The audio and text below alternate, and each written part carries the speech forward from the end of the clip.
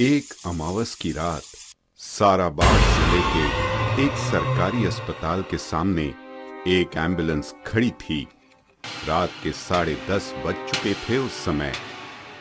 Ambulance का दरवाजा खुला हुआ था और वहीं पास में एक कुत्ता सो रहा था। तभी हॉस्पिटल के लोहे की गेट चर की आवाज के साथ खुली और अस्पताल के अंदर से दो लोग एक लाश को स्ट्रेचर पर उठाकर बाहर लाने लगे। वो दोनों ठीक एम्बुलेंस के पास आकर रुक गए और इधर उधर देखने लगे। कहाँ गया ये विनोद? उन्हें विनोद कहीं नहीं दिखा तो दोनों ने लाश को एम्बुलेंस में चढ़ा दिया। अरे इसे कहाँ ले जाना है?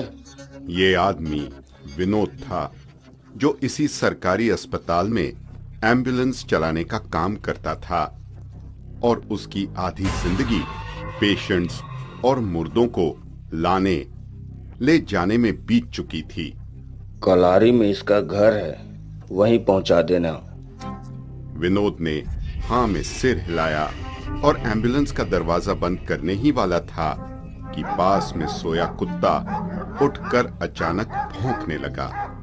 विनोद ने उस कुत्ते को वहां से भगाने की कोशिश की, पर वो कुत्ता लगातार भौंक रहा था। इस लाश को देखकर क्यों भौंक रहा है ये? अरे कुत्ते तो भौंकेंगे ही। चलो अब, मुझे देर हो रही है। 70 किलोमीटर का लंबा रास्ता है ये। क्या तुम्हें डर नहीं लगता? मुर्दों को इतना रात में घर पहुंचाने का काम करते हुए, वो भी इतना लंबा सफर। पिछले 15 सालों से यही काम कर रहा हूँ, अब आदत हो गई है। यह कहकर उसने एम्बुलेंस का दरवाजा बंद किया और ड्राइविंग सीट पर जा बैठा। विनोद अकेला गाड़ी चला रहा था और उसके पीछे सफेद चादर से ढकी लाश रखी हुई थी। सड़क बिल्कुल सुनसान थी और सिर्फ एम्बुलेंस की हेडलाइट से रास्ता नजर आ रहा था। अमावस की उस काली रात में अंधेरा और भी गहराया हुआ था। सुनसान रास्ते में हल्की हवा और दूर से उल्लू की आवाज सुनाई दे रही थी जो किसी भी इंसान को डरा दे, लेकिन विनोद को इससे कोई फर्क नहीं पड़ा, मानो ये सब उसके साथ हमेशा होता हो। देखते ही देखते आधा से ज्यादा सफर तय हो गया और रात के बज गए थे 12। अब तक तो सब ठीक था, लेकिन कलारी और जिले के बीच जो अमरोली गांव पड़ता था, वहां से गुजरने वाली एक नदी थी जिस पर छोटा पुल बना हुआ था। इसी पुल के नजदीक आते ही विनोद की एम्बुलेंस एक झटके के साथ बंद पड़ गई। अब इसे क्या हो गया? इतनी रात गए ही खराब होना था इसे। विनोद बड़बड़ाते हुए नीचे उतरा और बोनेट खोलकर चेक करने लगा कि आखिर खराबी क्या है, लेकिन खराबी का कारण पता नहीं चला। अब उसने इधर उधर मदद के लिए देखना शुरू किया। दूर दूर तक कोई नजर नहीं आ रहा था। अब क्या करूं? यहाँ तो दूर दूर तक कोई नहीं दिख रहा जो मदद कर सके। कोई मैकेनिक भी होगा आसपास या नहीं? ऐसे तो मैं यहीं फंस जाऊंगा। विनोद कुछ देर के लिए एम्बुलेंस में टिक कर खड़ा हो गया और सोचने लगा कि क्या करना चाहिए कि तभी उसे एम्बुलेंस के पिछले तरफ से कुछ आवाज सुनाई दी। ये आवाज किसकी है? विनोद ने एक पल के लिए सोचा कि वहम हो सकता है, लेकिन फिर भी चेक करने के लिए वो एम्बुलेंस के पीछे की तरफ गया और देखा कि वहां कोई नहीं है। मेरा वहम ही था। इतनी रात को कौन ही होगा यहाँ? दूर दूर तक कोई घर भी नजर नहीं आ रहा। विनोद वापस एम्बुलेंस से टिक कर खड़ा हो गया और किसी के आने का इंतजार करने लगा। 12:30 हो गए, लेकिन तब तक वहां से एक परिंदा भी नहीं गुजरा। लगता है ऐसे खड़े रहने से कुछ नहीं होगा। मुझे थोड़ा आगे जाकर देखना चाहिए, शायद कोई गांव वाला मिल जाए।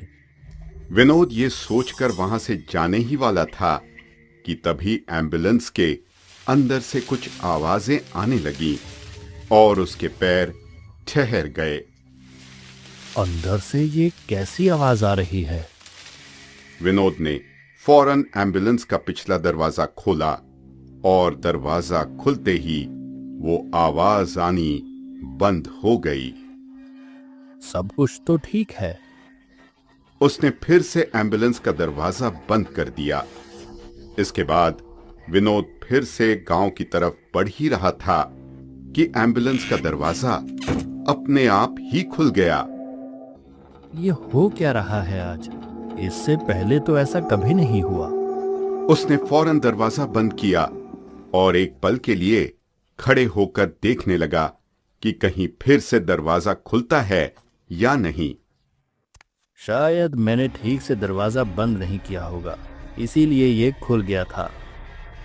डर के मारे उसे पसीना तो आ रहा था, लेकिन वो अपने डर पर काबू करने की कोशिश कर रहा था। अब जैसे ही वो एम्बुलेंस के सामने की तरफ आया, वैसे ही उसे पुल की तरफ कुछ दिखाई दिया। उसे देखते ही विनोद को राहत की सांस आई। अरे वाह, लगता है गांव का कोई आदमी आ रहा है। इसे गैरेज के बारे में पता हो सकता है। शुक्र है, कोई तो मदद के लिए मिला। विनोद उस आदमी की तरफ बढ़ने लगा। जैसे जैसे वो पास गया, वैसे वैसे उसे उस आदमी का शारीरिक रूप साफ दिखाई देता गया। विनोद ने देखा कि उस आदमी के सिर पर कटोरा था, लेकिन विनोद ये देखकर अचंभा हो गया कि उसकी कद काठी बहुत ही छोटी लग रही थी। वो लगभग 2 फुट का था। विनोद थोड़ा और पास गया, ठीक पुल पर जाकर रुक गया, क्योंकि उसे ऐसा लगा कि वो आदमी जमीन पर घसीटते हुए आ रहा है।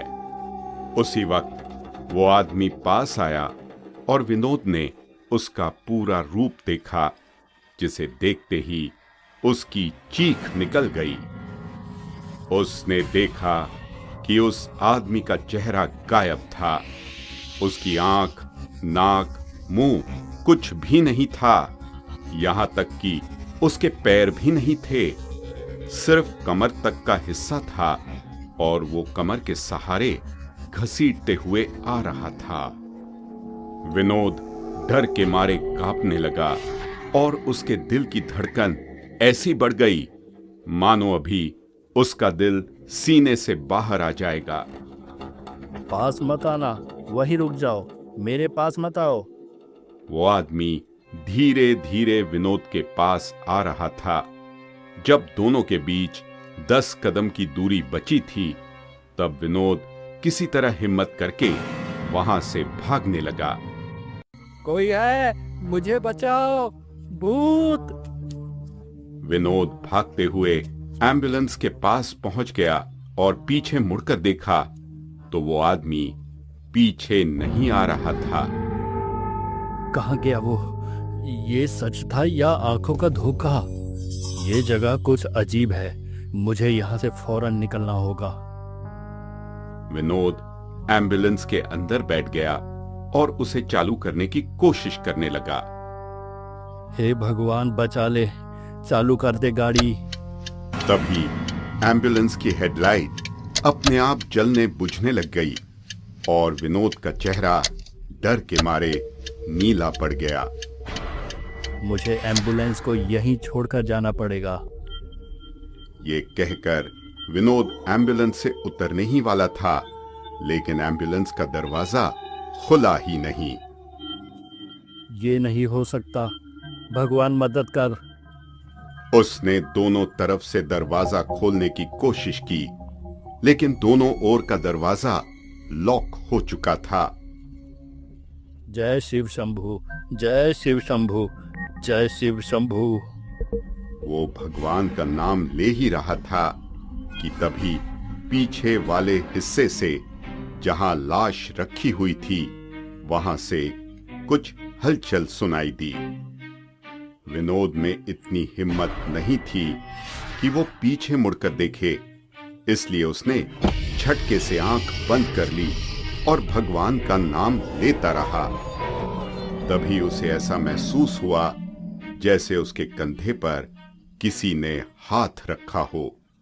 उसकी सांसें थम गईं, हाथ पैर जैसे किसी ने जकड़ लिए हों। उसने अपनी तिरछी नजरों से देखा कि उसके कंधे पर किसी का हाथ है और वो हाथ उसके कंधे को दबा रहा था। किसी तरह हिम्मत करके विनोद ने गर्दन घुमाई और उसकी हालत कुछ ऐसी हो गई जैसे उसने अपनी मौत देख ली हो। उसके सामने वो लाश अब जिंदा हो चुकी थी। आंखें लाल और चेहरे पर डरावनी मुस्कान के साथ उस लाश ने विनोद के कंधे पर हाथ रखा हुआ था। विनोद एकदम खामोश था, माथे से पसीना निकल रहा था और एकटक होकर वो उस लाश को ही देख रहा था। कहाँ ले जा रहे हो मुझे? वो लाश हंसने लगी। विनोद कुछ बोल नहीं पाया, लेकिन उसकी दिल की धड़कन तेज पर तेज होती चली गई और फिर एकदम से ठहर गई। वो अपने सीट पर गिर गया और दिल की धड़कन रुकने के कारण उसकी मौत हो गई। हल्की सी धूप थी। जिस सड़क पर विनोद की एम्बुलेंस थी, उसी सड़क पर एक और एम्बुलेंस खड़ी हुई थी। वही दो वार्ड बॉय विनोद की एम्बुलेंस से उसकी लाश को उतार रहे थे। उसकी लाश दूसरे एम्बुलेंस में शिफ्ट की गई और फिर उसी रास्ते से उसकी लाश को उसके घर छोड़ने के लिए वो लोग निकल पड़े। जिस इंसान ने अपनी जिंदगी के कई साल मुर्दों को लाने ले जाने में निकाल दिए, उस समावस की रात वो खुद अपनी मंजिल तक नहीं पहुंच पाया। मृत्यु एक ऐसी सच्चाई है जिससे कोई नहीं बच सकता, जो दूसरों की अंतिम यात्रा का हिस्सा बनता रहा। एक दिन उसकी अपनी यात्रा भी उसी रास्ते से गुजरती है। यह कहानी हमें याद दिलाती है कि जीवन और मृत्यु एक चक्र हैं। हर इंसान को एक दिन अपनी मंजिल तक पहुंचना होता है। अहंकार, लापरवाही या आदत के भरोसे डर को नजरअंदाज करना कभी कभी भारी पड़ सकता है। और सबसे महत्वपूर्ण बात, मौत का मजाक नहीं उड़ाना चाहिए, क्योंकि वो किसी न किसी रूप में सबके लिए तय है। तो उम्मीद है आपको ये कहानी पसंद आई होगी। ऐसी ही कहानी देखने के लिए हमारे चैनल को सब्सक्राइब कीजिए और शेयर करना ना भूलें। धन्यवाद।